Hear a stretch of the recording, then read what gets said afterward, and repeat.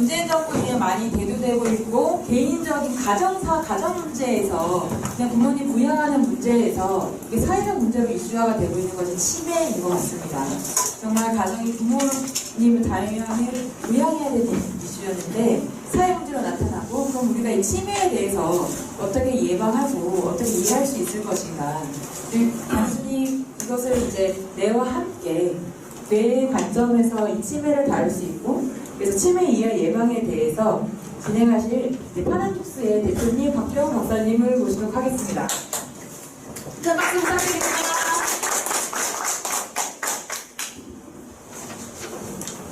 어느 거 원하세요? 아니,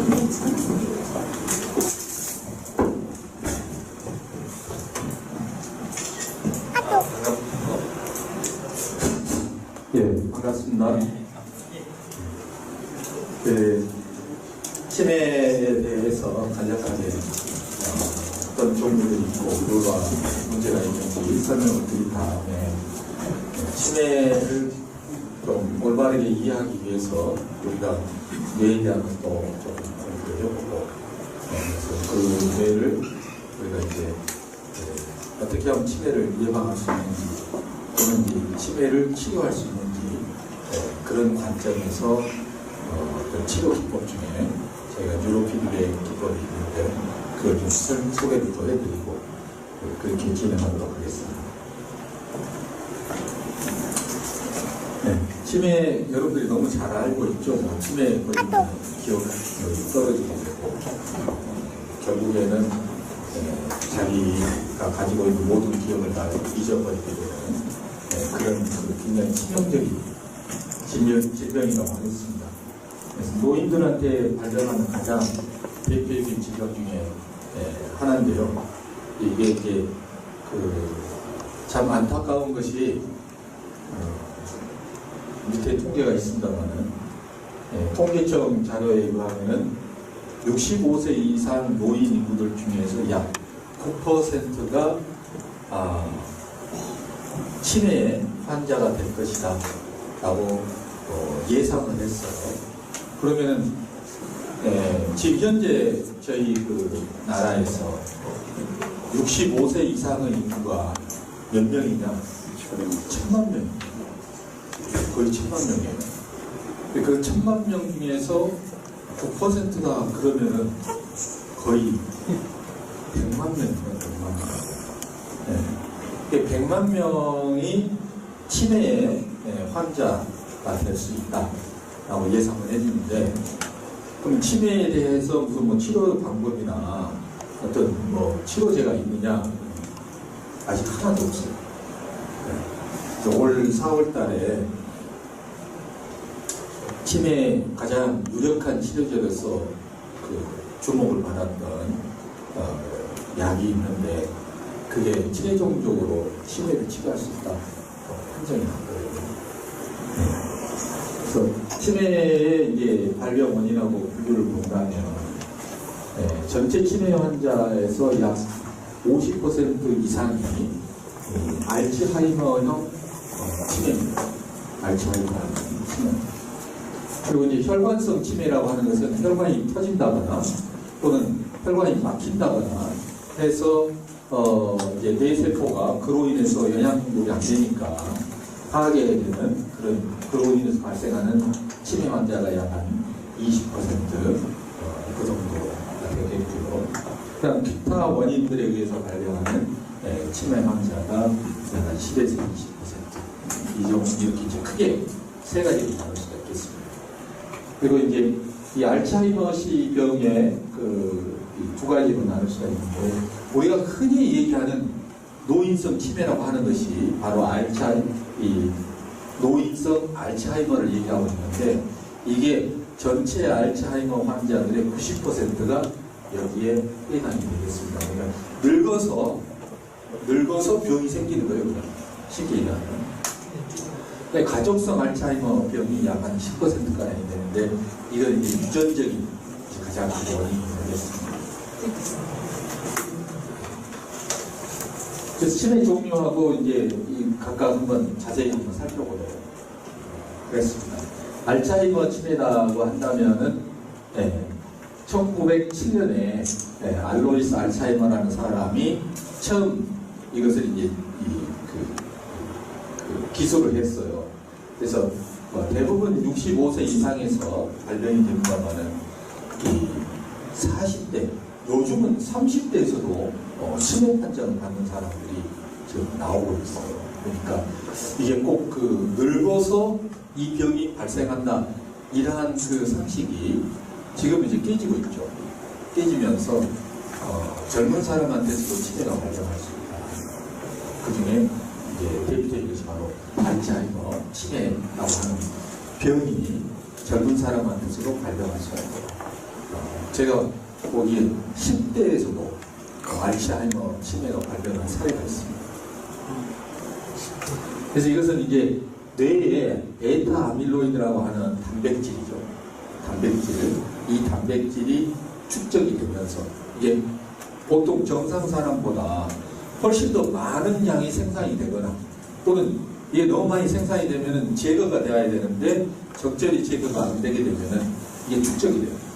쌓이게 되죠.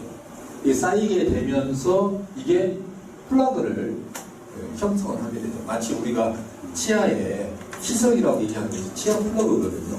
그것처럼 뇌 속에 이게 플라그를 형성을 하면서 영양 공급을 차단합니다. 그렇게 되면은 신경세포들이 죽게 되죠. 이게 신경세포들이 죽음으로써 뇌 기능이 급격히 저하가 일어나게 되고, 특히 이게 이제 집중적으로 발생하는 부위가 바로 해마라고 하는 부위에서 발생이 돼요. 그 해마하는 역할이 우리의 기억 기능을 담당하고 있는 영역인데, 이게 이제 해마 영역이 급격히 손상을 받으면서 기억을 잃어버리게 되죠. 점점. 그래서 유병률이 60세 이후에 급격히 증가하는데 5.1년마다 2배로 증가해요. 60세, 65세, 70세, 75세, 80세 이렇게 쭉 본다면은 나이를 먹으면서 5년마다 2배씩 증가하는 유병률을 보이고 있다는 것이죠. 근데 이게 성별적으로 본다면은 여자가 남자보다 벌써 숫자가 더 많아요. 지금 현재 우리나라 그 평균 연령을 봤을 때 여자가 남자보다 약 대략 5년 정도 더 오래 살아요. 그러니까 그 5년 정도 더 오래 사니까 노령인구 분포를 본다면은 여자가 남자보다 더 많죠. 많다 보니까 통계학적으로 여자가 남자보다 더 많다, 이런 통계학적인 수치, 그냥 단순하게 그 환자 숫자로만 봤을 때 여자가 남자보다 더 많다 이렇게 얘기하니까 이게 통계적으로 잘못된 거 아니냐 이렇게 얘기할 수 있지만, 동일 연령대에서 비교했을 때 여자가 남자보다 더 많습니다. 그 원인이 있어요. 그 원인이, 그 제가 이따가 설명드릴게요. 그 다음에 재미난 것이 교육 수준이 낮은 경우, 그 다음에 가정력이 있는 경우, 유전적이다. 그 다음에 출생 시 부모 연령이 높은 경우, 40세 이후 자녀를 낳는 경우, 그 다음에 두부 외상을 당한 경우, 알코올 중독이 있는 경우, 흡연자인 경우, 이런 경우에 치매 발병률이 훨씬 높아요. 근데 이것들 가만히 봐보세요. 이게 다 뇌와 관련이 있어요. 뇌와 관련이 있어요. 교육 수준이 낮다는 얘기는 뭡니까? 어렸을 때, 젊었을 때 공부 열심히 안 한 거예요. 머리를 많이 쓸 일이 없었다는 얘기죠. 그 다음에 출생시 부모 연령이 높다? 이건 뇌, 부모 자체가 뇌가 이미 노화된 상태예요. 이게 영향을 미친다는 거죠. 두부 외상, 뇌를 손상당한 거죠. 그래서 이게 결국은 뇌가 아주 건강한 상태에 있는 경우에는 치매가 별로 발생이 안 되지만, 뇌에 문제가 생깁니다. 여러 원인들이 있다면 치매 발병률이 아주 높다, 그렇게 할 수가 있습니다.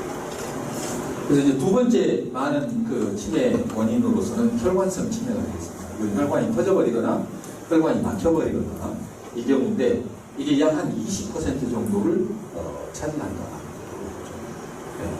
20%에서 15%는 알츠하이머하고 같이 이제 발병하는 경우가 되겠습니다. 그래서 뭐 여러 가지 그 유형으로 분류가 되는데 다발 정색성 치매, DNA 아밀로이드 혈관증, 다발성 DNA 색전증, 두뇌 동맥 질환, 두 개의 동맥 질환, 뇌로 올라가는 동맥이 두 개가 있어요. 그다음에 이제 심장성 치매, 이제 심장이 심장병이 있어서 혈액순환이 제대로 안 되는 나타나는 치매가 되겠습니다. 그래서 이제 혈관성 치매, 이게 20%가 넘어가는 거죠. 그리고 우리가 이제 노인성 질환을 크게 세 가지로 우리가 뽑을 수가 있는데, 하나가 가장 큰 게 이제 치매고, 두 번째가 이 혈관성 질환. 그러니까 우리가 얘기하면 이제 중풍이죠, 중풍. 쉽게 얘기하면 뇌혈관이 터지거나 막혀버리죠. 그 다음 세 번째가 뭐냐면은 파킨슨병. 파킨슨. 이 세 가지가 3대 노인성 질환이라고 부를 수가 있는데, 이게 이제 뇌혈관 질환의 경우는 두 가지로 나타나죠. 하나가 치매, 하나는 운동장애. 두 가지로. 그래서 우리가 특히 이제 고혈압 있는 분들이 지금 그 얘기는 제가 뺐는데, 치매에 걸릴 확률이 높아요. 고혈압. 이게 왜 그러냐면은 혈관이 막히거나 대부분 이제 터지죠. 고혈압이신 분들이 술을 같이 먹고 있다. 그러면은 제가 직접 관찰한 바로는 혈관이 터져요. 그 확률이 아주 높습니다. 그래서 둘 중에 하나가 딱 나타납니다. 치매 아니면 파킨슨. 둘 중에 하나예요. 그래서 내 혈압이 좀 높다. 그러면은 무조건 술을 끊어야 돼요. 무조건 술을 끊고 이 50대부터서 바로 술을 끊어야 돼요. 제가 요즘에는 그 파킨슨 그 질환자들을 많이 보고 있는데, 남자 파킨슨 환자들 경우 대부분이 술을 많이 먹어요. 20대, 30대 때, 40대 때 술을 되게 많이 먹고, 파킨슨 진단을 받았음에도 불구하고 술을 끊지 않고 계속 마시고 있어요. 자기가, 그래서 어떤 분한테는 제가 물어봤어요. 아니 도대체 왜 술을 그렇게 먹습니까? 술 끊으셔야죠. 그때 빨리 죽고 싶었어요. 대답이 아주 간단했어요. 내가 이 상태를 계속 오래 가지고 가느니 차라리 빨리 죽고 싶어서 술을 더 먹는다는 거예요. 그건 진짜 물론 개인이 굉장히 고통스러우니까 그렇습니다. 정말 잘못 씁니다. 파킨슨 환자들이나 치매 환자들이 개인적 고통이 굉장히 커요. 그렇지만 더 큰 고통은 뭐냐? 가족이에요. 그 주변에서 돌보고 있는 가족들이 말로 다 할 수 없는 고통. 그걸 본인이 생각을 안 하는 거예요. 자기가 경험을 안 해봤기 때문에. 그래서 이제 그분한테 당신으로 인해 갖고 가족들이 겪는 고통을 생각을 하는 거죠. 그건 굉장히 잘못된 거예요. 그렇게 설득을 했습니다. 그 다음에 세 번째 유형이 뇌사후 치매입니다. 머리를 많이 두들겨 맞아버린 거죠. 실제로 교통사고 나거나, 어디에 이제 뇌 어떤 부딪혀서 뇌를 깨졌거나, 권투 선수들 중에서 알리, 유명하죠. 파킨슨병이지만은 결국은 치매하고 파킨슨은 사촌간이에요. 굉장히 밀집한 관계를 갖고 있습니다. 그래서 권투 선수들 중에서 머리를 많이 맞은 사람들이 치매를 많이 걸리게 돼요. 너무 아주 안 좋죠. 알코올성 치매. 알코올 중독 환자의 약 3%가 치매 환자입니다. 그러니까 이 술이라고 하는 것이 적당히 젊었을 때는 좋지만, 이게 50대에 들어섰다 그러면은 무조건 술을 먹는 양을 줄이거나 아니면은 끊어야 됩니다. 그게 노인성 질환을 예방하는 가장 중요한 방법입니다. 가성치매라고 하는 것은 우울증 환자들 중에 치매로 발전하는 노인도 있어요. 그래서 노인 우울증이 요즘 이제 이 정신과 질환들 중에서 좀 관심들을 쏟고 있습니다. 과거에는요, 노인은 인간 취급을 안 받았어요. 노인이 성적 욕구가 있을까? 노인이 사랑을 느낄까? 노인이 무슨 우울하고 불안 이런 것들이 있을까? 생각을 했었어요. 네. 근데 노인 똑같은 사람은 왜 그런 게 없겠어요? 모든 젊은 사람들이 갖고 사람이 가지고 있는 모든 정신적 질환은 노인도 똑같이 갖고 있는 노인 사람입니다. 네. 근데 그런 것에 대해서 너무 무관심이 있었어요. 근데 이제 이런 그 노인성 이런 정서 장애 이게 치매로 발전하십니다. 또는 다른 노인성 질환을 유발할 수 있다는 것이 지금 새롭게 나타나고 있는 것입니다. 그래서 이런 이 치매라고 하는 것이 여러 가지가 있습니다. 근데 전부 다 치료가 불가능합니다. 지금 뭐 알츠하이머 병 자체는 뇌세포가 이제 파괴가 되는데 과거에 우리가 원인으로 생각했었던 베타 아밀로이드 그것만이 주 원인이 아니라는 것이 최근에 밝혀졌어요. 그리고 이제 아주 가장 최근에 밝혀진 것 중에 하나가 뭐냐면은 뇌 속에 철분이 너무 많이 쌓여 있다는 거죠. 치매 환자들이 철분이 너무 많아서 이 철분을 제거하는 것이 치매 치료에 굉장히 중요한 수단이 된다. 그래서 이제 새롭게 지금 연구가 진행되고 있는 것이 중에 하나가 뭐냐면 베타 아밀로이드 펩타이드를 제거하면서 동시에 철분을 조절해 주는 거죠. 철분을. 그러니까 베타 아밀로이드만 제거해가지고는 치매가 치료되지 않는다 하면서 최종적으로 올 봄에 결론이 났어요. 그러면은 다른 원인이 또 있다는 얘기죠. 그 다른 원인 중에 한 가지가 철분 성분이 지나치게 많다. 이게 새롭게 발견된 거고, 그런 그 철분 성분을 낮춰주는 작용이 필요하겠죠. 그래서 두 가지에 대한 베타 아밀로이드를 제거하고, 그다음에 철분도 좀 낮춰주는 그 두 가지가 이제 막 실험에 들어갔습니다. 그게 결과가 나오기까지 또 한참 걸리겠죠. 한 10여년 걸리지 않을까 싶습니다. 네. 그 전까지는 치료 방법이 전혀 없다. 혈관성 치매 뇌세포 이미 터져가지고 방법 없어요. 치료 방법 전혀 없습니다. 네. 어저께 그제 저를 찾아오신 분이 어떤 분이 계시냐면 휠체어를 타고 오셨는데 병원에서 병명이 뭐냐? 파킨슨 증후군이에요.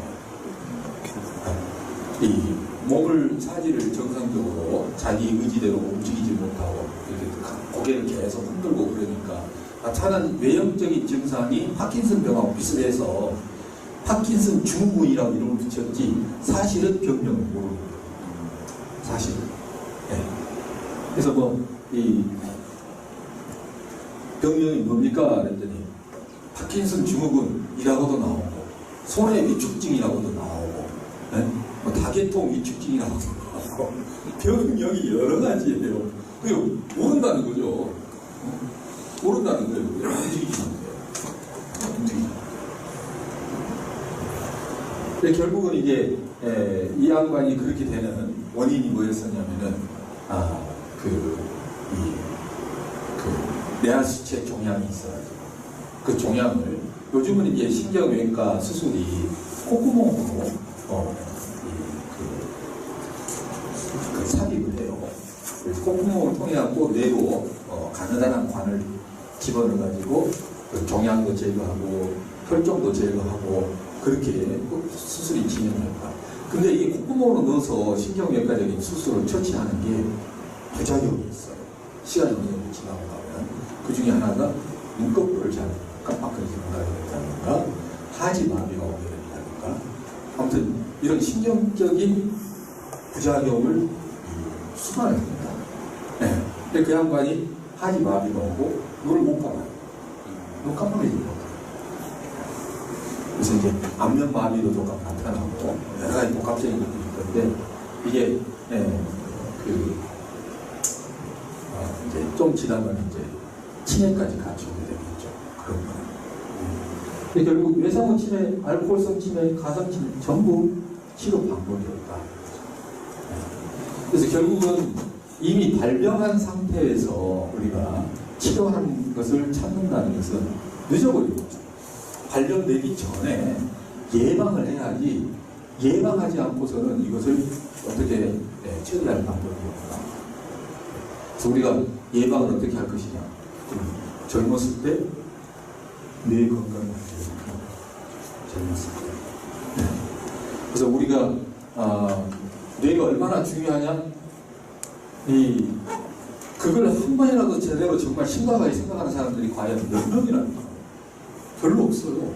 우리가 몸이 조금 뭐 팔이 이상하다든가 배가 이상하다든가 다리가 좀 이상하면 바로 약국에 가고 그 신경 써서 고치려고 그래요. 근데 내가 평소에 머리가 자주 아프다. 그냥 두통으로 많이 생각해요. 그게 나중에 얼마나 심각한 질병으로 발전할 수 있는가에 대해서는 생각도 안 했어요. 뇌에 대해서 너무 모르니까.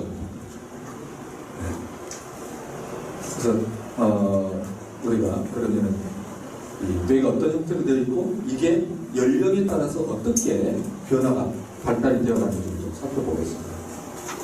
이게 이제 정상뇌하고 치매뇌예요. 정상뇌는 뇌핵 자체가 확실하게 이렇게 사라져요. 근데 치매뇌는 그냥 뭐 뚜렷한 경계가 없잖아요. 그만큼 세포가 죽어버린다. 이 밑에는 이제 MRI 사진인데 좌측 뇌가 정상뇌예요. 이것은 형태를 보면은 이 촘촘하게 구조가 되어 있는데 이 우측 뇌는 지금 이 빨간색 화살표로 보이고 있는 부위가 해마라는 부위입니다.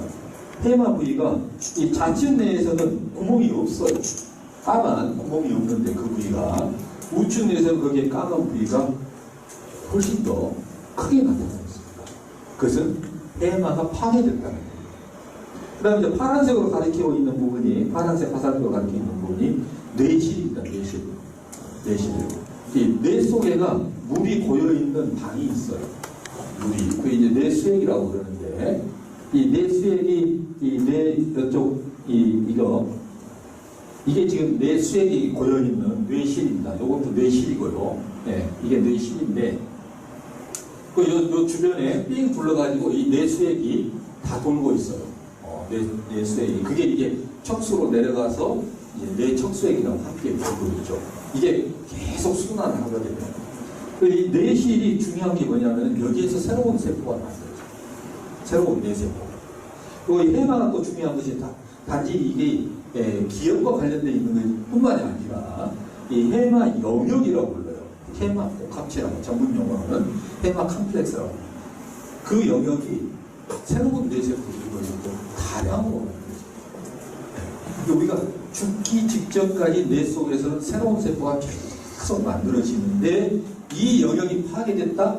그것은 새로운 뇌세포가 생산되는 것이 급격히 줄어들어요. 굉장히 치명적인 것이죠. 그래서 저 뇌실이 보시면 정상 뇌에서는 뇌실이 조그만해요. 근데 이것은 엄청나게 커졌죠. 그 주변에 뇌세포들이 대량으로 파괴됩니다. 그러면 저 뇌실에서 생산되는 새로운 뉴런들이 급격히 저하됐다, 떨어진 거예요. 이 해마도 저렇게 많이 파괴됐다는 얘기. 이게 이제 해마 컴플렉스인데 구멍이 뻥 뚫어져 있잖아요. 그러니까 여기서도 해마 세포가 그만큼 많이 파괴됨으로 인해서 기억력도 저하되지만 이게 새로운 뇌세포가 생산되는 것이 급격히 떨어진다. 그러니까 우리가 이제 늙어가면은 이제 그 노인들 치매 환자들 증상 중에 어떤 것이냐, 지금 방금 전에 일어난 일 기억 못해요. 바로 잊어먹었습니다. 근데 옛날 자기 10살이 되기 전, 초등학교 들어가기 전 이런 얘기를 해요. 그 굉장히 진짜 옛날 얘기거든요. 네, 장기 기억은 해마의 저장이 안 돼요. 장기 기억은. 이제 옛날 기억들, 오래된 기억들은 대뇌 피지에 저장이 됩니다. 그러니까 해마학원을 하는 역할은 뭐냐? 단기 기억이에요. 지금 바로 일어나고 있는 이런 이 사건들에 대한 기억은 해마에서 처리가 돼요. 그러니까 치매 환자들은 지금 오늘 내가 지금 한 일 기억 못해요. 어제 내가 한 일 기억 못해요. 그렇지만 30년 전, 40년 전 얘기는 오히려 더 또렷하게 기억해요. 그러다가 이제 마지막에는 그것까지 다 지워져 버리는 그런 일이 벌어지게 되죠. 결국은 우리가 뇌 세포가 파괴되지 않게끔 우리가 뇌 관리를 어떻게 하느냐, 이게 치매를 예방하는 방법입니다. 그리고 그게 치매를 치료하는 거예요. 그런 방법이 있느냐? 많은 방법들이 있어요. 많은 방법들. 생활 속에서 우리가 여러 방법들이 있지만 그 중에 이제 가장 과학적인 방법으로서 뉴로피지컬이라고 하는 것을 제가 소개를 해드리도록 하겠습니다. 뇌 무게, 뇌 모양 형태가 있는데 막 태어났을 때 400에서 500g이에요. 근데 성인이 되면 여러분들 뇌 무게는 1.2kg에서 1.4kg입니다. 약 3배가 증가해요. 질량이. 무게가 3배가 증가되는데 아이러니컬한 것은 뭐냐면은 뇌세포 개수는 줄어들어요. 뇌세포 개수는 줄어드는데 왜 질량 증가가 일어나느냐? 그것은 뇌세포들 간에 연결해주는 신경섬유가 그만큼 많이 늘어나는 거예요. 그만큼. 네. 그래서 결국은 뇌세포들끼리 연결하는 신경망, 이게 뇌세포의 활동을 결정짓는다, 이렇게 생각하시면 되는 거죠. 뇌 구조가 여기서 보시면은 굉장히 복잡하게 이렇게 얽혀 있습니다. 네. 아주 다양한 개체 구조를 가지고 있어요. 밑에 척수가 있고, 그게 뇌간이라는 것, 간내라고 하는 것, 그 다음에 대뇌라고 하는 것, 이런 구조로 되어 있습니다면은 이것들이 각기 하는 기능들이 다 다르죠. 근데 따로따로 자기 기능을 하느냐? 절대 안 그렇습니다. 이 각자가 서로 아주 밀접하게 연결이 다 되어 있다. 이게 만약에 연결이 안 돼 있다? 그러면 이것들이 각자 따로따로 다 기능을 정상적으로 할까? 그게 안 돼요. 모든 것이 이 생명체라고 하는 것 중에 핵심이 뭐냐면은 전체가 함께 조화롭게 움직여야 돼요. 조화롭게. 그게 제일 중요한 거예요. 심장 딱 띄어냈어요. 몸 밖으로 띄어냈어요. 그러면 이 심장에서 신경을 딱 띄었어요. 신경을 띄어냈어요. 신경만 제거했어요. 그러면 심장이 어떻게 움직이느냐? 심장에는요, 페이스메이커가 그 자체적으로 붙어 있습니다. 그래서 그게 심실과 심방을 제가 수축했다 이해하는데, 수축했다 이해하는데 하는 것을 지 자체적으로 할 수 있어요. 그러면은 이게 신경 조직하고 딱 분리가 되어가지고는 지 자신이 혼자 멋대로 수축이 되어야 합니다. 우리가 달리기를 한다? 몰라요. 내 몸이 얼마나 많은 에너지를 필요로 하는지 심장이 큰말을 모릅니다. 근데 뇌하고 딱 연결됐다 그러면 뇌에서 너 지금 에너지 소비가 많이 되고 있으니까 심장도 빨리 뛰어. 이 명령이 보여지는 거죠. 뇌도 똑같아요. 여기 이 뇌관 구조에서 제일 밑에 있는 게 연수인데, 연수에서 하고 있는 것이 호흡 조절하고, 심장 박동 조절하고, 우리 소화 기능도 조절하고, 연동 운동, 이거 조절하는 건데, 얘가 이제 그 정보들을 받아들이는데, 그 정보와 우리 몸 상태와 이걸 조합을 해가지고 거기에 맞춰서 야, 심장도 빨리 뛰어, 느리게 뛰어, 숨 빨리 쉬어, 느리게 쉬어, 이걸 조절을 하는데 그 판단을 여기서 해요. 네. 여기서 들어오는 정보가 없이는 그 조화로운 컨트롤이 안 이루어지는 거죠. 그러니까 뇌 전체는 각각 기능들이 분리되어 있지만 이것들이 상호 간에 밀접하게 연결이 되어 있어서 정말 조화롭게 우리 몸을 유지할 수 있도록 컨트롤이 자동으로 되고 있다. 그래서 신경 네트워크가 핵심. 이 신경 네트워크를 우리가 어떻게 잘 만들고 관리하고 유지하느냐, 이게 뇌 건강의 척견입니다. 척견. 그래서 뭐 계층간에 여러 기능들이 다 있습니다. 자, 일부러 이걸 정리해서 가져왔어요. 왜냐하면 교재로 또 나눠드린다 하니까 여러분들이 읽어보고 공부하시라고. 강의나 요거 설명을 안 하겠습니다. 그래서 뇌가 태어나서부터 죽을 때까지 뇌가 쭉 변화가 일어나잖아요. 우리가 이것을 뇌 발달 과정이라고 불러요. 뇌 발달 과정. 이 뇌 발달 과정에서 아주 중요한 세 가지가 되고 있습니다. 하나가 신경망이 발달이죠. 신경 세포들끼리 연결하는 네트워크. 이게 얼마나 잘 발달합니다. 그럼 노화라는 것은 무엇일까요? 뇌세포가 죽는 것은 웃기지만 뇌세포가 죽으면 그것과 연결되어 있는 신경망이 같이 사라지게 됩니다. 네. 근데 뇌세포는 살아있어도 신경망이 망가질 수가 있어요. 그러면 그 뇌세포는 기능이 점점점 축소될 수밖에 없죠. 네. 그게 노화예요. 그게 노화입니다. 그래서 노화의 진짜 문제점은 신경망이 끊어지는 거예요. 치매도 바로 그겁니다. 신경망 중에서 시냅스 영역에 베타 아밀로이드가 플라그를 형성시켜버리면은 뉴런은 문제가 없어도 신경망을 통한 정보 통신이 망가져요. 네. 그래서 작용을 못하게 되는 거죠. 그다음 두 번째가 뭐냐면 수초화라고 하는 건데 그 신경 섬유가 정보를 전송하는 속도가 수초화라고 하는 과정을 통해 가지고 빨라져요. 고속화가 일어난다는 거죠. 정보 고속화. 네.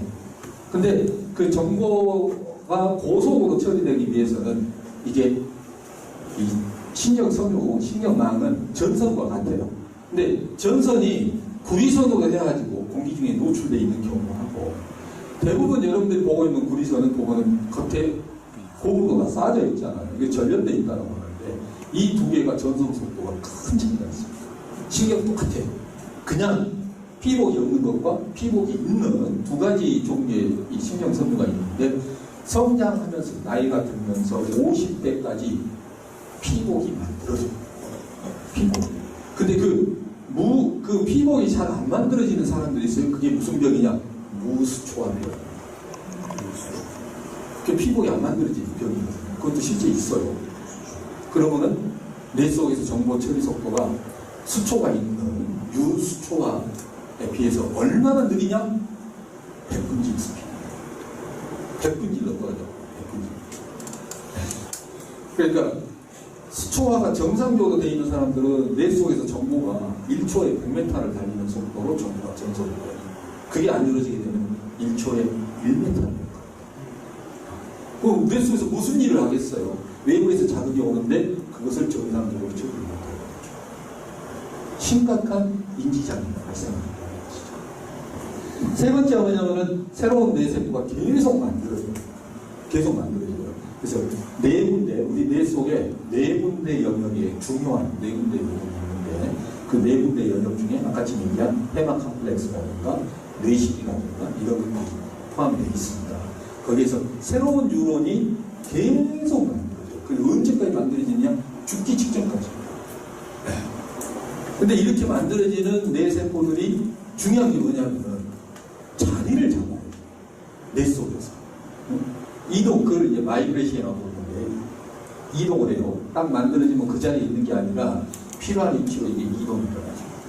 그걸 마이그레이션이라고 해요. 그래서 이동이 돼서 그 필요한 자리에서 자리를 잡고 주변에 있는 기존의 뉴런들하고 신경망을 형성을 하게 되죠. 연결을 하는 거죠. 그렇게 해서 다시 작동을 하게 돼요. 이게 몇 %냐? 20%밖에 안 돼요. 새로 생긴 신경들이 자리를 잡아서 생겨나게 되는 확률이 약 20%. 그걸 어떻게 하면 높일 수 있느냐? 이걸 확 높여버리면 뇌세포가 없어지는 것을 우리가 막을 수가 있어요. 굉장히 중요한 것이죠. 네. 그래서 발달 과정에서 이렇게 세 가지 굉장히 중요한 과정이 있는데 이게 사실은 전부 다 신경망과 관련된 얘기예요. 전부. 네. 그래서 여기 이제 세포백이 있어요. 이게 뉴런의 모양입니다. 이게 뉴런, 한 개의 뉴런이 이렇게 생겼어요. 그래서 여기 이제 세포백이 있고, 세포백이. 여기서 이제 이 축삭이라고 하는 한 가닥의 긴 발이 나오게 되는데, 이게 옆에 있는 뉴런들하고 연결을 하는 그 발이에요. 이게 점점점 길어 나오죠. 쭉 길게 나와갖고 옆에 뉴런하고 연결하고, 또 여기서 나온 것이 또 옆에 뉴런하고 연결하고, 이렇게 돼요. 이게 얼마나 빨리 이 신경망을 만들어 나가냐? 그럼 생후 이 1년 사이에 1초에 약 한 40만 개에서 50만 개씩 다르거든요. 어마어마한 속도죠. 어마어마한 속도. 네. 근데 이게 이제 옆에 이렇게 이제 조그마한 가지를 이거 이제 정보를 받는 거예요. 여기 이제 정보가 나가는 것을 축삭이라고 부르고, 정보 받는 걸 우리가 수상도기라고 그러는데, 이게 이제 옆에 이제 이 수상도기하고 축사기 딱 만나는 지점이 이렇게 생겼어요. 이걸 이제 시냅스라고 해요. 마인드스코프 시냅스. 시냅스는 굉장히 굉장히 미세한 간극이 있어요. 딱 붙질 않아요. 딱 붙질 않습니다. 약간의 간극이 있어요. 그게 약 한 10나노미터보다도 적어요. 1나노미터 얼마냐? 1mm를 100만 개로 쪼갰을 때 한 조각. 그러니까 보면 딱 붙어 있는 것처럼 보이죠. 근데 이거 전자현미경으로 딱 들여다보니까 이게 떨어져 있다는 것이 발견이 되는 거죠. 근데 여기에서는 무슨 일이 벌어지느냐? 신경 전달 물질이 분비가 돼요. 신경 전달 물질이. 이 신경 전달 물질이 요 안에 딱, 요 끝에 고여 있다가, 이게 지금 축사기거든요. 끝에 이렇게 딱 고여 있다가, 이게 여기에서 이제 전기 신호가 쫙 오면은, 이게 옆에 딱 붙어가지고, 요것들이 빵빵빵 터지면서, 안에 들어있던 신경 전달 물질들이 쫙 분비가 돼요. 그러면은, 이쪽 수상돌기에서 이것을 쫙 흡수를 해요. 그러면서, 뉴런하고 뉴런에서 정보가 흘러나가요. 그래서 이 신경 전달 물질이 지금 현재까지 발견된 게 약 한 200여 종이에요. 여러분 잘 아는 분들이 있습니다. 가바 들어보셨을 거예요. 도파민, 아세틸콜린, 여러분 엔돌핀 다 들어오신 분들이죠. 이게 전부 신경 전달 물질이죠. 이게 어떻게 잘 분비되느냐, 분비되는 것이 흡수가 되느냐, 이게 바로 뇌 활동에 이 정상적으로 되고 있느냐, 건강하냐, 비정상이냐, 이걸 결정합니다. 이게. 그래서 요런 하나가, 신경 신호를 쫙 발생을 해가지고, 신경 전달 물질을 시냅스에서 분비시켜서 옆에 있는 뉴런이 그걸 흡수해가지고, 다시 전기 신호를 발생시켜가지고 옆에 뉴런에다가 또 전송하고 하는 그것이 전체 네트워크 속에서 막 돌아가는 거예요.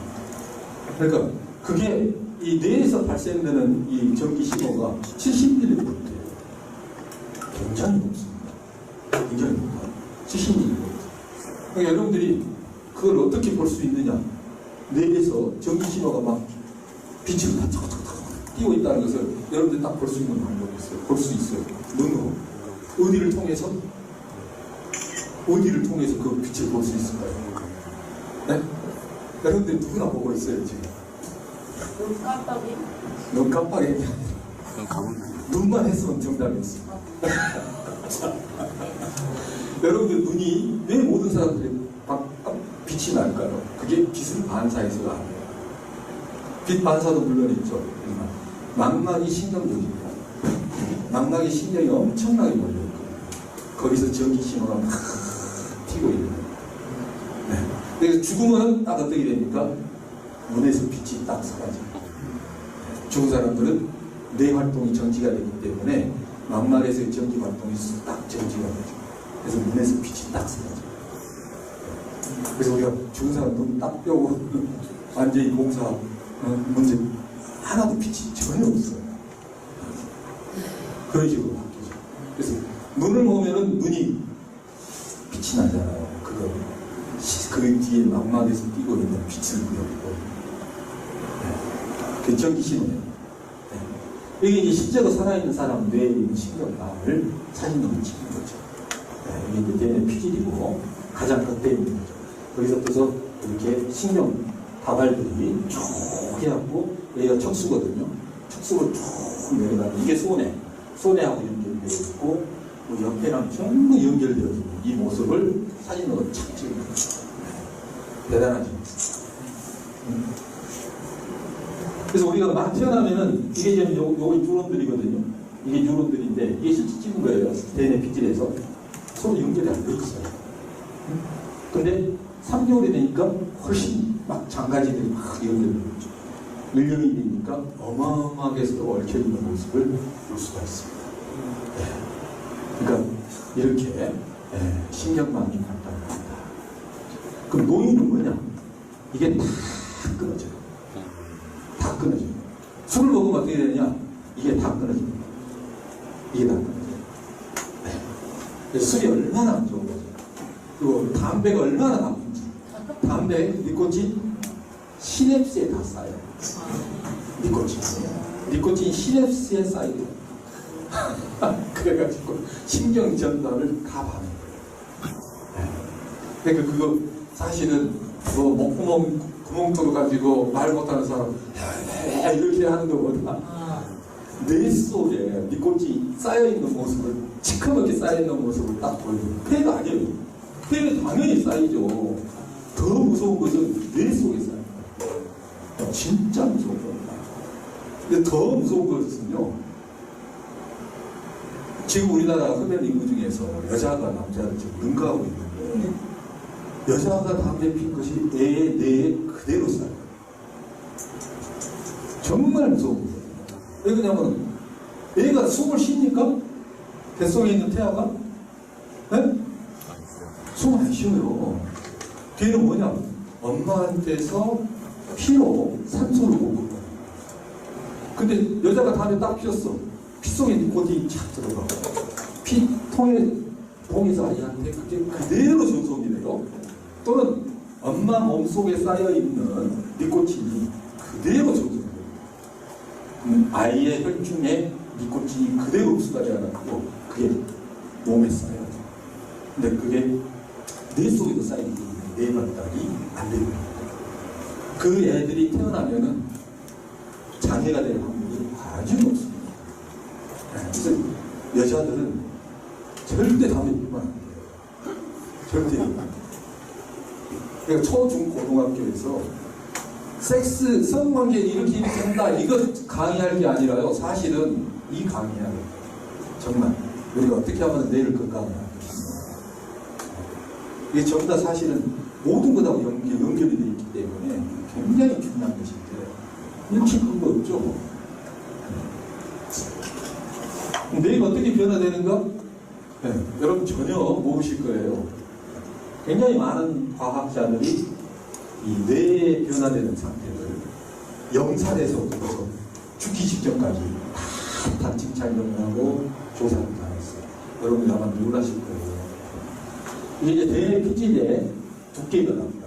DNA 피질의 두께 변화인데 이게 남자아이, 이게 여자아이. 12살이 정점입니다. 12살. 초등학교 졸업하고 중학교 딱 들어가는 나이.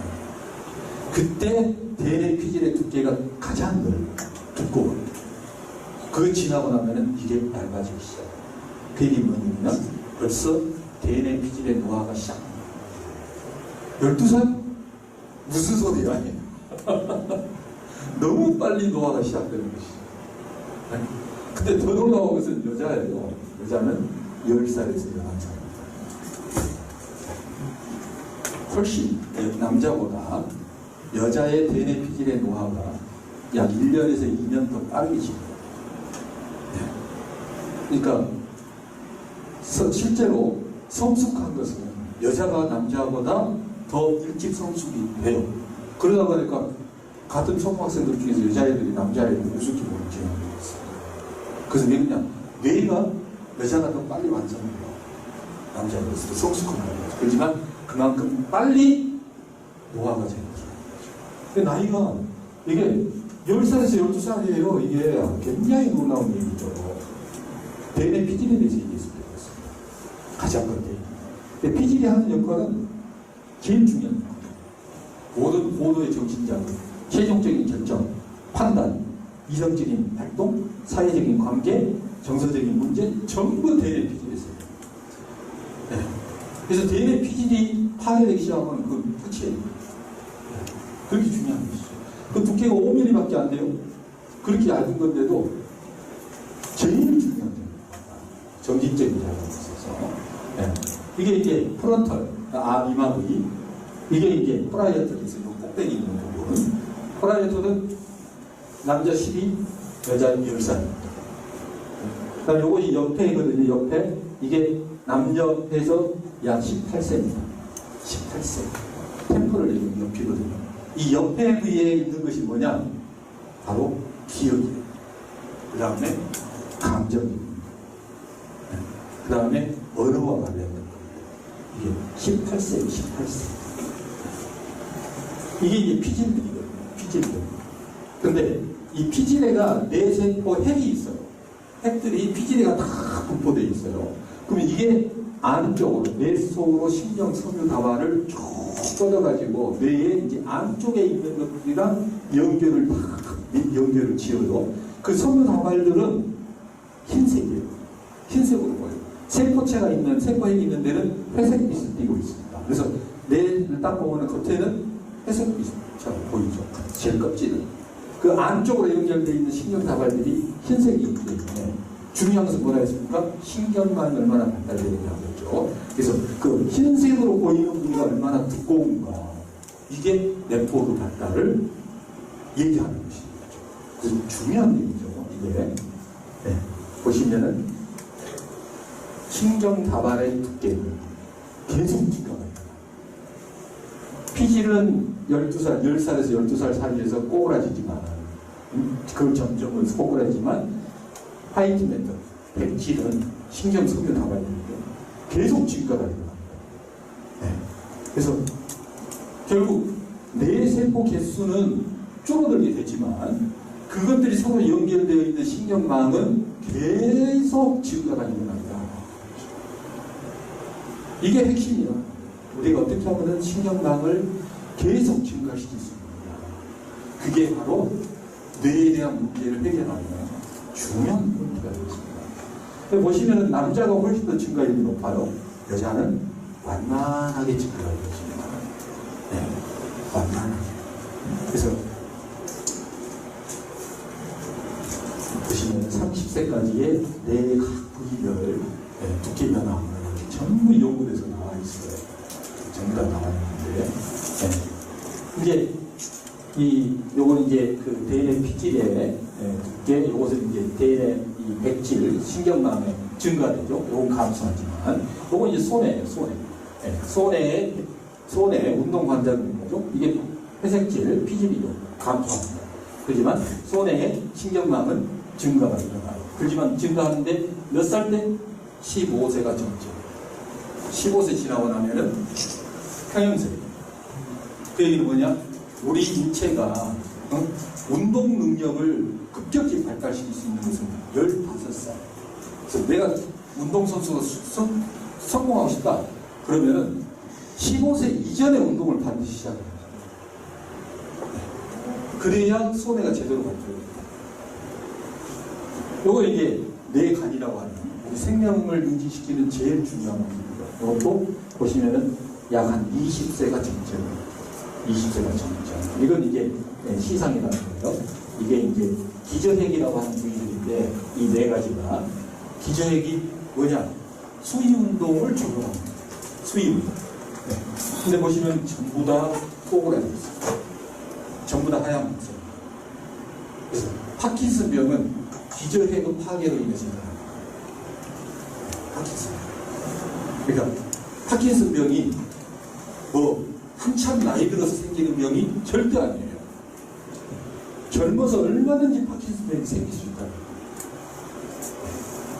굉장히 중요합니다.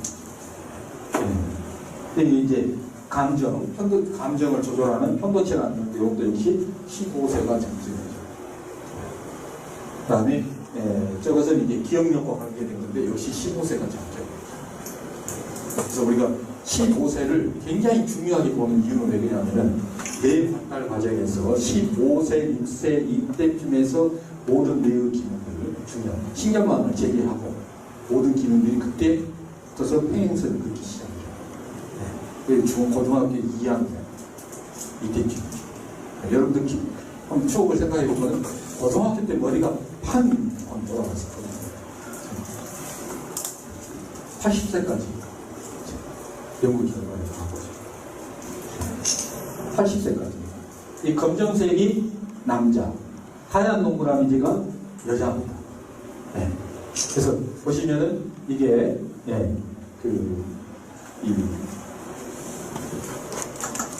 인트로크레니얼 발륨이니까 뇌 속에 있는 뇌 전체적인 체적이에요. 체적인데 딱 보시면은 체적 변화가 15세까지, 12세까지 해가지고 평행선이지만은 여자의 경우는 20세가 넘어가면서부터서 하얀 모습. 이걸 보시면은 이것은 토탈 브레인 발륨이거든요. 전체 뇌의 최적이에요. 전체 뇌의 크기예요. 전체 뇌 크기를 딱 보시면은 이 나이죠. 20살. 20살을 기점으로 해서 남자는 하얀 목살. 근데 여자는 좀 더 이기예요. 16살. 그때부터 전체 뇌 크기가 줄어들기 시작한다. 그리고 이것은 인트로크레니얼 발륨인데 이것도 역시 같은 패턴을 보이고 있다. 그러니까 결국은 우리가 생각한 것보다 뇌의 노화는 굉장히 일찍부터 시작한다는 거예요. 40살 넘어서 뇌의 노화가 시작하는 건 아니다. 한 가지 다행스러운 것은 우리가 이 신경망이라고 하는 것, 이것은 계속 증가합니다. 다행스럽게 계속 증가합니다. 그래서 우리가 신경망을 잘 관리하는 것이 뇌 건강을 유지하는 가장 중요한 포인트다.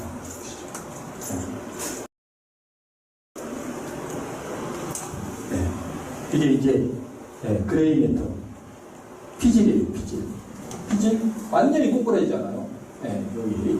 여기가 이제 12세인데 완전히 꼬꾸라져 버리죠. 이건 이제 백질이에요. 이거하고 전혀 모양이 틀려요. 그러죠? 쭉 증가되어가지고 20세부터서 평행세입니다. 그래서 피질하고 이 백질의 비율인데 이게 이렇게 해가지고 약간 30세 정도에서 이렇게 일정하게 유지되고 있는 패턴이고 같은 그래서 우리가 뇌 관리에서 중요한 거 이게 지금 30세부터서 직선 이루고 있는데 남자보다 여자가 노화가 더 빨리 일어나게 되고 뇌세포가 더 일찍 파괴가 일어나게 되고 신경망이 더 일찍 파괴가 일어난다.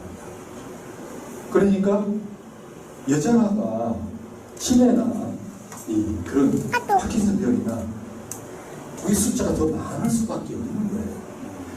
뇌 자체의 발달 과정에서 여자가 더 빨라요. 노화가. 그래서 치매 환자가 여자가 훨씬 많습니다. 그러면 여자들이 뭐 출산의 고통을 겪어서 그런다 아니라는 얘기죠.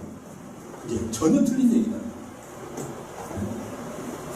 그러니까 여자들이 훨씬 일찍 붙어서 뇌 관리에 신경을 쓰고 정말 젊어서부터서 열심히 뇌의 건강을 증진시켜야 합니다. 정말 중요해요. 그러니까 이 여자들한테 담배 끊게 하고요, 술 먹지 말게 하고 이건 국가적으로 해야 됩니다. 스트레스 관리는 어떻게 해요, 그러면? 이게 이제 뇌가 건강해지면 스트레스에 대한 저항 능력이 높아져요. 그래서 스트레스는 전부 상대적이에요. 어떤 사람한테는 스트레스로 다가가지만 어떤 사람한테는 그거 웃음거리밖에 안 되죠. 생활고도 스트레스가 아닐 수 있다고 하는데. 아니 생활고 자체도 스트레스죠. 근데 그것을 스트레스로 받는 사람이 있는가 하면은 내가 극복해야 할 것으로 생각하는 사람이 있어요. 그것은 뇌 구조가 달라서 그렇습니다. 그래서 그것을 이제 영어적으로 소시오 이코노미 임팩트라고 부르는데 실제로 사회 경제적인 빈곤층이 뇌 크기가 적어요. 그 주 원인이 음식 때문입니다. 밥을 제대로 못 먹었습니다. 중요한 것이 단백질이죠.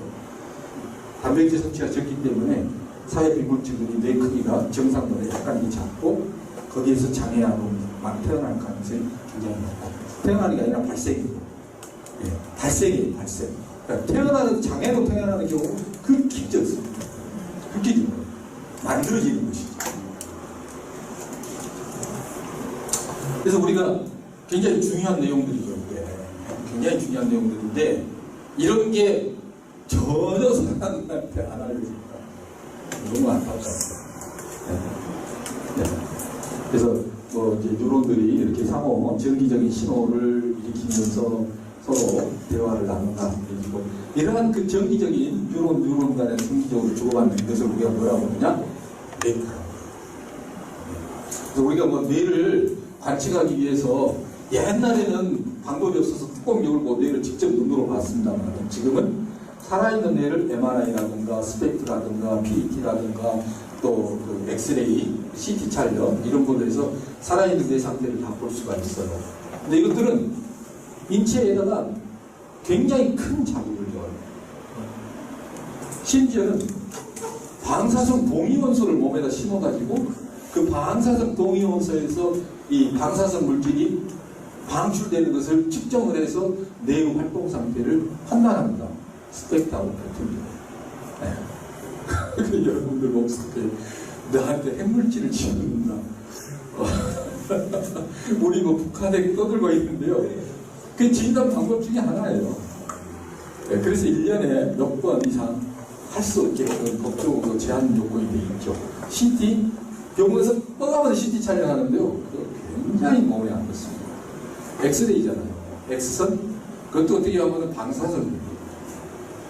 그 계속 몸에다가 쏴대는데 세포 파괴 일어나죠. 굉장히 안 좋습니다. 제일 안전한 건 뇌 속에서 발생하고 있는 전기 신호를 그냥 측정하는 거예요. 측정하는 거예요. 우리 체온 측정하는 거랑 똑같습니다. 그게 뇌파 측정입니다. 그래서 그 뇌파 측정을 해가지고 우리가 뇌의 상태를 바로바로 알 수 있어요. 비용도 굉장히 저렴합니다. 네.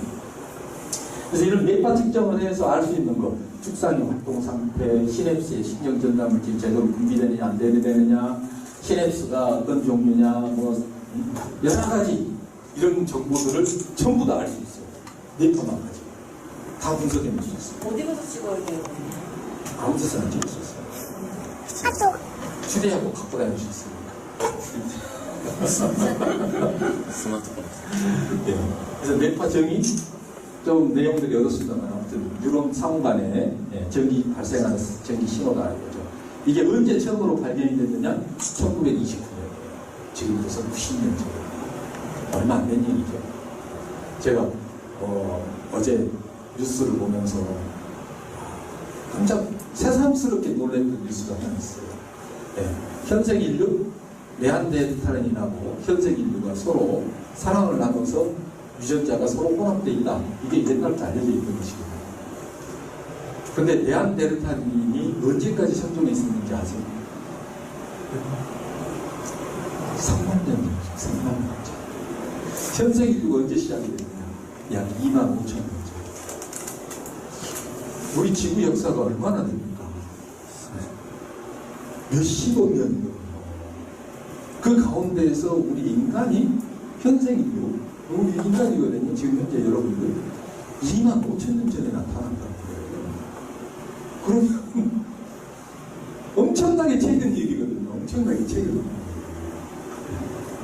그러니까 생명체의 진화 과정에서 봤을 때 굉장히 짧은 찰나에 지금 우리가 발생한 것입니다. 그 과정에서 사실 100년 사이에 과학기술이 어마어마하게 발달이 됐는데 뇌파가 90년 전에 처음으로 발견이 됐던 거고 그것을 활용하는 기술들이 지금 어마어마하게 발달하고 있습니다. 다음에 우리 이 대표님이 저한테 뇌롱학에 대한 현황을 발표해 주시오. 그래서 여러분들이 깜짝 놀랄 기술을 소개해 드릴 수 있어요. 세상이 완전히 전혀 딴 세상이 전개되고 있어요. 지금 여러분들이 모르고 있는 사이에. 뇌파는 굉장히 이해하기 쉬워요. 심장, 운동 많이 하면 빨리 뛰잖아요. 운동 안 하고 가만히 있으면 느리게 뛰어요. 뇌파 똑같아요. 뇌파 몸 움직임하고는 관계없어요. 내가 정신활동을 많이 하면은 뇌파가 빨리 뛰어요. 정신활동을 안 하면 뇌파가 느리게 뛰어요. 심장은 몸의 활동이고 뇌는 정신적인 활동을 얘기하기 때문에 기존 개념이 틀리죠. 그렇게 생각하면 간단해요. 이야기 무지하게 편하면 똑같은 생체 신호 중에 하나입니다. 그래서 뭐 병원에 가서 뇌파 찍어보면은 이런 그래프들이 나와요. 이걸 보고 우리가 이 사람 뇌파가 정상이다 비정상이다 이걸 판단하는데 약 한 90년 동안에 수없이 많은 임상이 이루어지면서 정신적으로 어떤 문제가 있으면 뇌파가 어떻게 나오더라 이게 다 밝혀졌어요. 간질 환자는 뇌파 이렇게 나오고, 우울증 환자는 뇌파가 어떻게 나오고, 뭐 자폐 환자는 어떻게 나오고, 조현증 환자는 뇌파가 어떻게 되고 다 나와 있어요. 예. 전부 다 연구 다 되어 있습니다. 근데 문제는 뭐냐? 관찰은 좋아요. 진단도 좋아요. 답을 몰라요. 그게 핵심 아닙니까? 그래서 1950년대부터서 뇌파가 진단이 됐어요. 그 다음에 소관 어떻게 바꿀 것이냐, 어떻게 정상적인 것을 바꿀 수 있냐, 그 연구가 시작됐죠. 그래서 찾아낸 것이 바로 피리입니다. 여러분들, 우리가 생명을 유지하는 데서 제일 중요한 기능이 뭡니까? 항상성 유지. 체온 36.5도 거기서 단 0.5도만 바뀌어도 여러분들이 몸이 바로 이상해집니다. 바로 이상해집니다. 내가 37도, 36도 바로 이상해집니다. 근데 뇌의 체온은 뭐냐? 뇌가 정상적으로 작동하느냐 안 하느냐는 뇌파를 지켜보고, 눈 감으세요.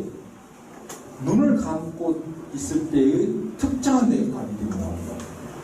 특정한 뇌파. 눈을 감았을 때 이런 리듬이 나와요. 모든 인간한테서. 모든 인간한테서 이런 형태의 리듬이 나오는데, 정상 인간은 이게 몇 번 뛰는 리듬이 나오느냐? 1초에 9번에서 11번. 그게 정상 수치. 내가 뇌파를 측정을 했다. 근데 1초에 9번이나 10번이나 11번 뛰는 리듬이 나온다. 그러면 그것은 건강하잖아요. 네. 마치 체온 36.5도 나온 사람하고 똑같아요. 그게 기준이에요. 그게 기준. 근데 내가 뇌파를 찍었어요. 근데 1초에 8번밖에 안 돼요. 뭐 9번 뛴 거 나오고 8번 뛴 거 나오고 뭐 별 상관 없는 거 아니냐? 천만의 말씀. 하늘과 땅 차이. 네. 왜 하늘과 땅 차이? 아주 쉬운 비유로 해드릴게요. 1초에 8번 뛴다는 얘기는 1초에 8개의 정보를 처리한다고 생각할 수가 있어요. 사실 그거 아닙니다만은 이해하기 쉽게 제가 비유를 하는 겁니다. 1초? 자, 그러면 1분에 8번 뛰는 것하고 9번 뛰는 것하고 어떤 차이가 있을까요? 한 번 뛰는 거 차이잖아요. 1분이면 60번 차이입니다. 60개 정보 처리를 누가 더 잘하느냐? 못합니다. 1분. 1시간이면 3,600개의 정보 처리가 가능하죠. 네? 뇌 속에 뉴런이 몇 개가 있느냐? 1,000억 개. 1,000억 개 이상이죠. 그 뉴런 하나하나가 1초에 한 번씩 정보 처리하는 것이 됩니다. 1분이면 60개라고 했잖아요. 60 곱하기 1,000억 해보세요. 얼마입니까? 6조 개의 정보 처리 차이가 생깁니다. 1Hz가 단순한 얘기가 아니다. 그러니까 8Hz, 9Hz 1 차이가 아니라 엄청나게 하늘과 땅 차이가 있습니다. 그래서 우리가 뇌파 측정 딱 해서 여러분들 뇌에서 1초에 8번밖에 안 되는 리듬이 나왔다. 노화가 상당히 진행됐습니다.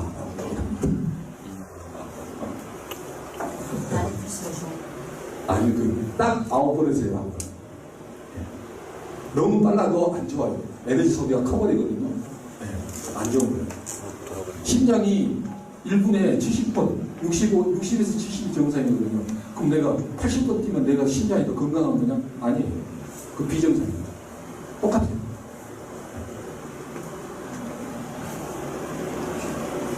제가 이렇게 내용들을 좀 많이 넣어놨는데 여러분 읽어보세요. 공부하시라고 제가 일부러 이렇게 만든 겁니다. 네.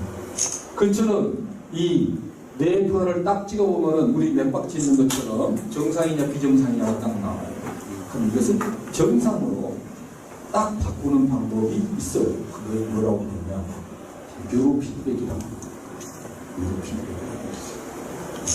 뉴로피드백은 우리 인체에서 뇌가 우리 인체하고 피드백하는 방식을 그대로 이용하는 거예요. 뇌의 가장 중요한 기능, 가장 중요한 생명 유지인데 우리가 목마를 때 왜 물을 먹습니까? 네? 내가 그냥 먹고 싶으니까 먹고 싶다라고 하는 그 과정에 있어서 우리가 생각해야 될 게 뭡니까? 목이 마르다. 그 얘기는 내 몸에서 수분이 부족하다는 것이죠. 그걸 어떻게 아느냐 이거예요. 내 몸에 수분이 부족하다는 걸 어떻게 알 것 같아? 혀가 바짝 마르니까? 입술이 마르니까? 그냥 땡기니까? 굉장히 우리 몸은 기계하고 똑같습니다. 온몸에 센서들이 쫙 분포되어 있어요. 센서들이. 그럼 목이 마르다. 우리 몸에 수분이 부족하다는 것은 어디서 감지를 하냐? 심장에서 감지를 해요. 거기서 이제 노폐물들을 걸러내잖아요. 거기서 무엇을 동시에 측정하냐면은 혈중 염도가 몇 퍼센트나 이걸 측정해요. 혈액 속에 소금기가 얼마나 들어있냐 이걸 딱 측정합니다. 그래서 정상 수치가 딱 있거든요. 그 정상 수치보다 더 짜다 그러면은 바로 그 신호가 간으로 가고 간에서 이 엔지오텐시노겐이라고 하는 이 효소를 합성을 해가지고 뇌로 보냅니다. 그 뇌에 서포미컬 오건이라고 하는 데에서 그 신호를 딱 받고 거기에서 내가 목이 마르다 하는 느낌을 딱 느끼게 만들어줘요. 그러니까 여러분들이 내가 목이 마르다 라는 느낌은 뇌에서 만들어지는 거예요. 뇌에서. 무엇을 도움을 받아가지고 심장에 도움을 받았어요. 그러면 어떤 일이 벌어지냐? 뇌에서 바로 심장에다가 너 소변 외출하지 마. 소변 넣는 것을 딱 차단시키고 우리 목구멍에다가 신호를 줘. 목에서 수분을 얻게끔 하는 센서가 있어요. 그 센서를 작동시켜요. 그럼 우리가 물을 마시고 그럼 물을 마시고 있으면 이제 물이 혈액 속으로 흡수될 거 아니에요. 그러면 소금 농도가 딱 떨어져요. 그러고 나면은 우리가 이제 소변을 넣을 수가 있게 돼요. 이게 뇌하고 우리 인체하고가 이렇게 밀접하게 정보를 쓰고 주거니 받거니 하면서 항상 뇌의 리듬이 아까쯤에 제가 9에서 11Hz가 정상인데 내가 측정을 했더니 7Hz밖에 안 나와요. 너무 느려요. 이거 2Hz를 빨리 해줘야 되죠. 뇌는 자기 자신에 대해서 피드백을 못 시킵니다. 측정할 방법이 없어요. 그래서 뇌가 이상이 생기면은 고칠 방법이 없는 거예요. 우리 인체에 있는 것들은 바로바로 알 수 있지만 뇌 스스로는 현재 그 상태가 정상으로 착각을 해요. 그래서 정신병자가 자기를 이상하다는 사람으로 절대 생각하지 않습니다. 왜? 그게 정상으로 자기가 착각하는 거예요. 그 왜 그러냐면은 살아가게 만드는 거죠. 생명체가 현재 상태에서 지가 죽지 않고 살아가게 하려면 내가 현재 정상이고 내가 최고다라고 하는 판단이 서야지 생존을. 그게 무너지면은요 죽어요. 우울증 환자가 그래서 죽어요. 그게 무너지기 때문에 죽습니다. 근데 그것을 뇌가 자기 자신에 대해서는 피드백을 못해요. 그래서 뇌파를 찍어가지고 그 뇌파 신호를 뇌에다 보여줘요. 네 리듬이 현재 비정상이다 하는 것을 뇌한테 딱 가르쳐줘요. 그 신호를 딱 받는 순간 뇌가 내가 나 자신, 내 스스로가 그래서 리듬이 깨졌네? 그걸 딱 알아요. 근데 그게 본연의 기능이기 때문에. 그래서 스스로가 자기 자신의 리듬을 정상화시키는 작용을 스스로 하게 돼요. 우리 인체하고 피드백 하듯이 똑같은 작용을 자기가 해요. 그 기술을 우리가 뉴로 피드백 기술이라고 해요. 즉, 뉴로, 신경신호죠. 뇌파. 이 뇌파를 자기 자신에게 보여줘서 그 자기 자신의 문제성을 파악하게 되는 거죠. 그러니까 부작용을 하는 거죠. 그렇게 해서 좋은 리듬이 만들었을 때에만 자기가 스스로 컨트롤할 수 있도록 조건을 딱 걸어줘요. 그러면은 느린 뇌파를 빠른 뇌파 리듬으로 바꿀 수가 있어요. 그 기술을 언제 처음으로 발견을 했느냐? 1959년. 그래서 그때는 그걸 몰랐어요. 이게 어떻게 일어나는지. 그것이 밝혀지기 시작한 것은 70년대 들어와서야 비로소 그 메커니즘이 조금씩 이해가 되기 시작했어요. 그래서 지금은 어느 정도까지 그게 밝혀졌느냐? 그러면은 2013년도 2013년도 여기에서 뉴로 피드백 훈련을 딱 시킨 결과 일주일에 3번씩 딱 40회 했어요. 백질, 아까 때문에 신경망이라고 했잖아요. 신경망이 굉장히 획기적으로 발달한다는 사실을 MRI 촬영 결과 밝혀냈어요. 네. 그러니까 뉴로 피드백이 진짜로 뇌 구조를 바꾸는 기술이구나 하는 것을 확인한 거죠.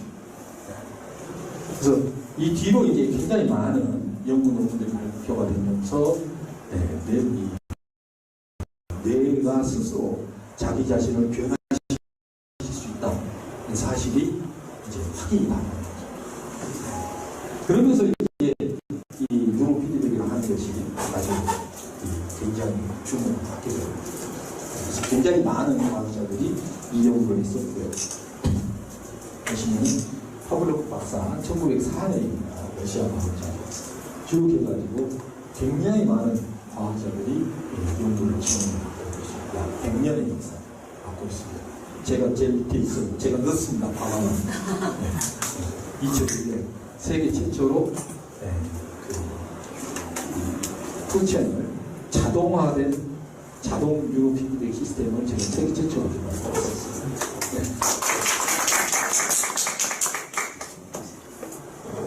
그래서 이제 여러 가지 뭐 기술적인 얘기들이 있어요. 이 기술적인 얘기들은 이제 뇌파를 어떻게 조절을 할 것이냐, 사람에 따라서 뇌의 상태가 다 다르기 때문에 사람에 따라서 이렇게 뇌파 조절하는 방식이 다 틀려요.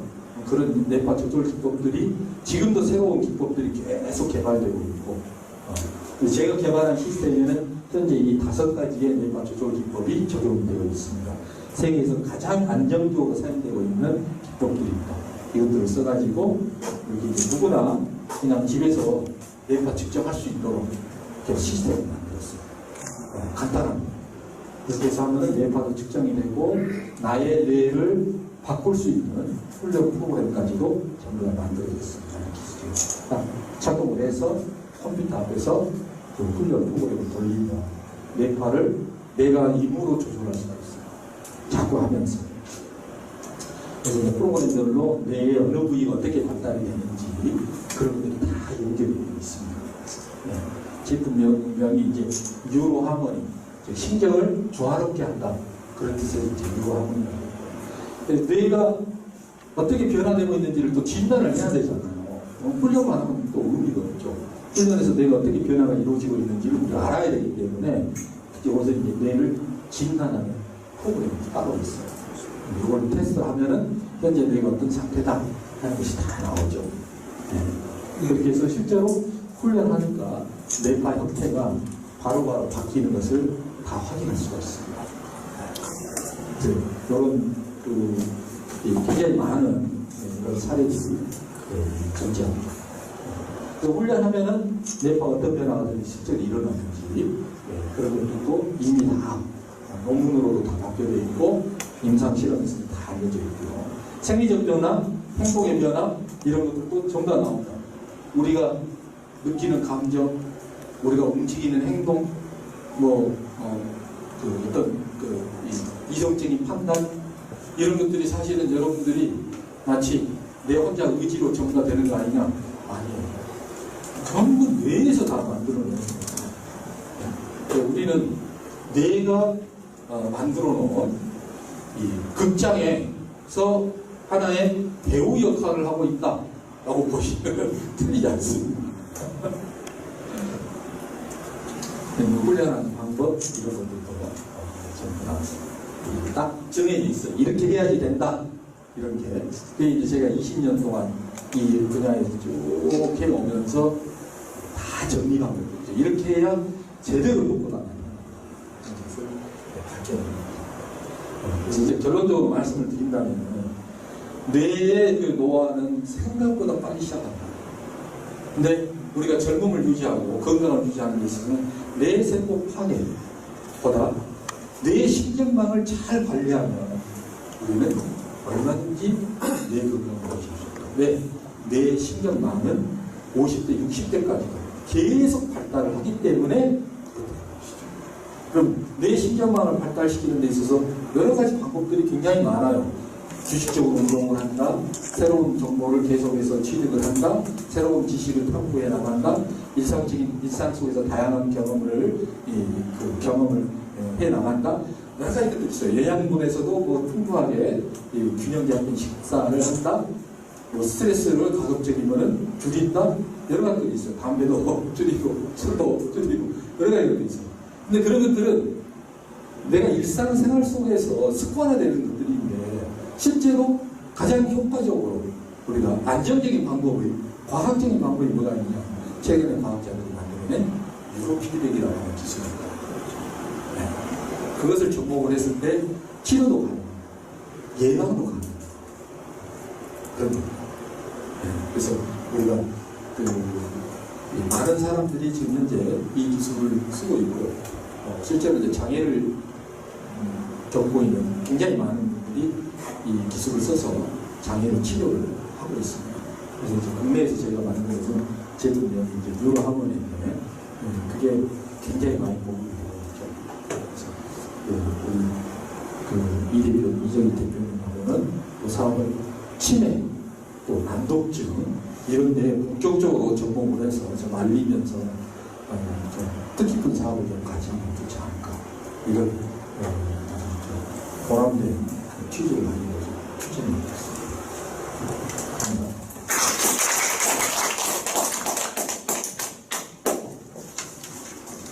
질문.